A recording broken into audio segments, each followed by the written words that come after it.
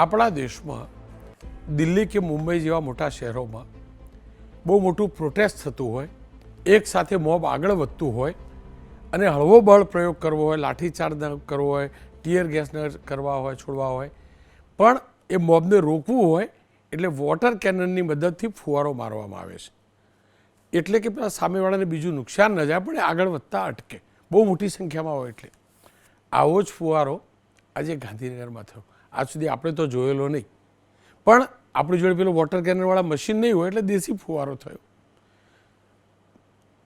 કેમ કરવો પડે પહેલાં એ જોઈ લઈએ, એ સાંભળી લઈએ. નિર્ણય કોનો હતો વોટર કેનન ઉપયોગ કરવાનો? મારો. શું જરૂર હતી એવી? પબ્લિકને કાબુ કરવા માટે. ત્યાં કેટલી પબ્લિક હતી? 2200 માણસ હતું. 2200 માણસ? કેટલું માણસ હતું? 2200 માણસ. 2200 માણસ. ગાંધીનગર ફાયર બ્રિગેડના સાહેબે કહ્યું 2200 માણસ હતું. મને એમ થયું કે અમે દ્રશ્યો ચૂકી ગયા, પણ મારા રિપોર્ટરે કહ્યું કે સાહેબ લો આખા બધું શૂટિંગ બતાવી દઉં, ગણી લો, જેટલા ગણતા આવડે એટલા ગણી લો. આ 2200 માણસ, 1 2 3 4 અને પેલું બાજુ જો આ ફુવારો મારવાવાળા જુઓ, અને અમે જેમની સામે ફુવારો મારવામાં આવે 2200 માણસ જોઈ લો તમે. દૂર દૂર દૂર દૂર દૂર દૂર સુધી જ્યાં નજર પડે ત્યાં કરી લો. આ સ્થિતિ છે.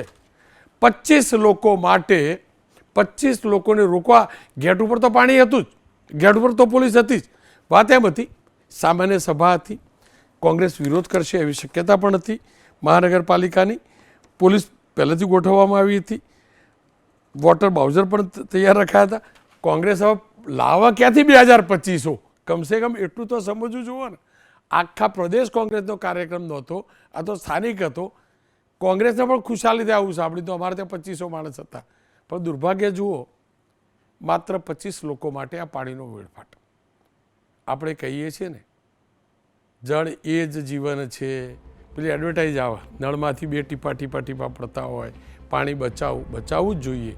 ઉનાળો સામે આવવાનો, ખબર નહીં હવે ભાઈ આપણને ગણતા ના આવડતું, પેલા સાહેબને 2500 દેખતા હોય તો મેં ભૂલથી ટાઇટલ આપ્યું હોય, બધુંનું દેવાળું ફૂક્યું. મને તો ભગવાને આપેલી એટલે તો મેં ગણે.